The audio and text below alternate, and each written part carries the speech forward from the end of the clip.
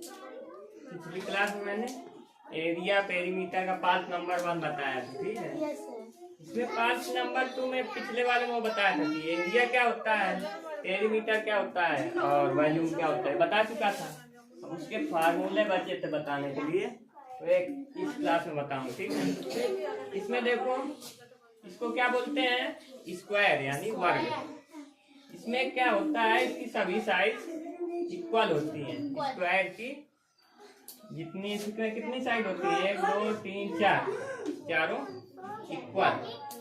और इसमें अगर एंगल नापोगे, टेक एंगल कितने का होगा, 90 डिग्री का, ठीक है। यानी चारों एंगल कितने 90 डिग्री के होंगे। 9 4 जा 36, यानी पूरे एंगल मिला दोगे तो 360 डिग्री। ओके। स्क्वायर का एरिया फार्मूला क्या होता है, साइड इंटू साइड, ठीक है। साइड इंटू साइड यानी ये स्क्वायर, साइड को अगर ये मान लोगे,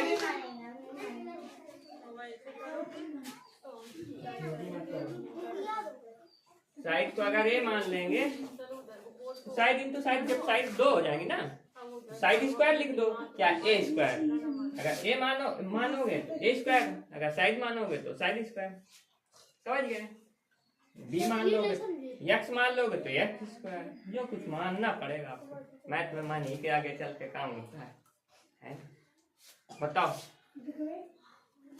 एक साइड पे ए माना हमने, फार्मूले में ए स्क्वायर इसका फार्मूला, ठीक है।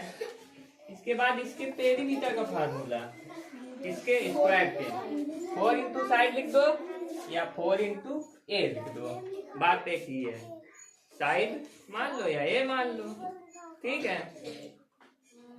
इसके बाद बात करते हैं रेक्टेंगल की। इसमें आमने सामने की बराबर होते हैं, और इधर क्या, इधर की साइड और इधर की साइड बराबर, इधर की साइड इधर की साइड बराबर, ठीक है। इसको नीचे वाले को लेंथ बोलते हैं और ऊपर वाले को, ये लंबाई हो गई, ये चौड़ाई हो गई। तो फार्मूला इसी से बन गया। एरिया क्या हो गया, लेंथ इंटू ब्रेथ, ये फार्मूला हो गया। फिर अगला अगर पेरीमीटर का formula, 2 into length plus breadth, समझे। इसमें लेंथ इंटू ब्रेथ है, लेकिन जब पेरीमीटर निकालोगे तो 2 का गुणा हो जाएगा, 2 इंटू लेंथ और प्लस ब्रेथ आपस में प्लस हो जाएंगे, समझे। इसके बाद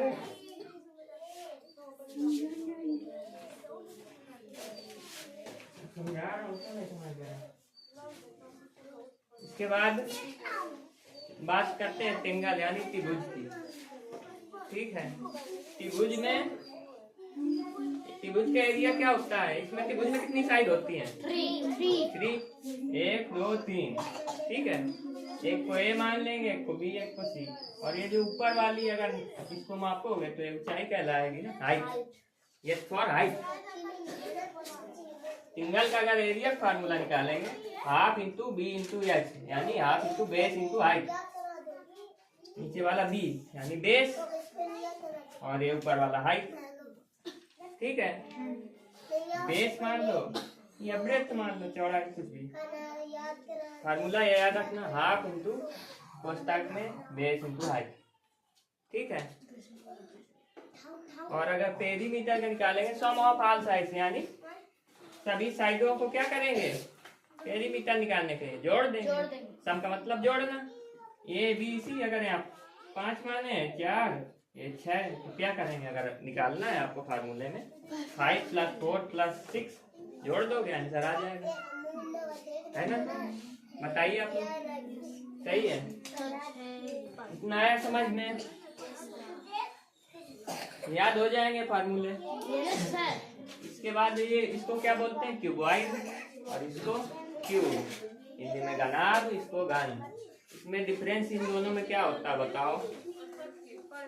डिफरेंस ये होता है कि ये जो घन होता है ना, इसके साल साइड का इक्वल, यानी इसके सभी साइड इक्वल होती हैं। जिस प्रकार इसका स्क्वायर बोलते हैं ना इसको, इसके सभी साइड इक्वल होते हैं ना, इसी प्रकार से इसके भी सभी साइड इक्वल होते हैं। समझे आप लोग? इसमें भी सभी साइड इक्वल होते हैं। इसको क्यूब बोलते हैं, यानी घन। ये पढ़ाया, स्क्वायर निकालना, क्यूब निकालना पढ़ाया ना, पढ़ाया है। स्क्वायर निकालना, स्क्वायर क्यूब, स्क्वायर मीन्स घन नहीं, घन नहीं, वर्ग, और क्यूब मीन्स घन। वर्ग सिखाया नहीं क्या बेटा? ऐसे तू का स्क्वायर निकालो ऐसे, क्यूब ये चीज सिखाया है ना। क्यूब मीन्स घन होता है, घन का मतलब पावर में, और उसमें स्क्वायर में वर्ग यानी पावर। पावर में 2 है ना, ये स्क्वायर, और इसमें एक क्यूब। तो इसका अगर वैल्यू निकालोगे क्यूब का, तो इसका फार्मूला क्या हो जाएगा? एक क्यूब पावर में 3 है ना। वॉल्यूम का फार्मूला क्या होगा? ए इंटू ए। जब 3 बार ए का गुणा करवाओगे तो एक क्यूब हो जाएगा ना। किसी चीज का 3 बार गुणा करवाओगे वैसे हो जाएगा ना। तो होगा क्या? ये साइड ए है, ये भी ए है, यानी इसकी लंबाई भी ए है, चौड़ाई भी ए है, और ऊंचाई भी ए है। तीनों ए माना है। जब तीनों एक साथ मिल जाएंगी तो एक क्यूब बन जाएगा। इसी का फार्मूला ये हो जाएगा वॉल्यूम का, एक क्यूब। ठीक है। और अगर क्यूबॉइड की बात करें, घन की, तो ये रिक्टेंगल से मिलता जुलता है। समझे? इसमें क्या होता है? उसमें रिक्टेंगल में देखो लेंथ और ब्रेथ 2 चीजें होती हैं, क्योंकि वो 2D फिगर है, 2 चीजें होंगी। लेकिन ये कौन सा फिगर है? ये दोनों 3D का मतलब 3 चीजें होंगी। ये लंबाई लेंथ, ये चौड़ाई ब्रेथ, और ऊंचाई हाइट। 3 चीजें, ये वाली लंबाई, ये ब्रेथ, चौड़ाई और ऊंचाई। ठीक है। तो इसका वॉल्यूम यानी आयतन का फार्मूला क्या हो जाएगा? Length into breadth into height. इसको ऐसे भी कह सकते हो, V बराबर LBH, ऐसे लिख सकते हो।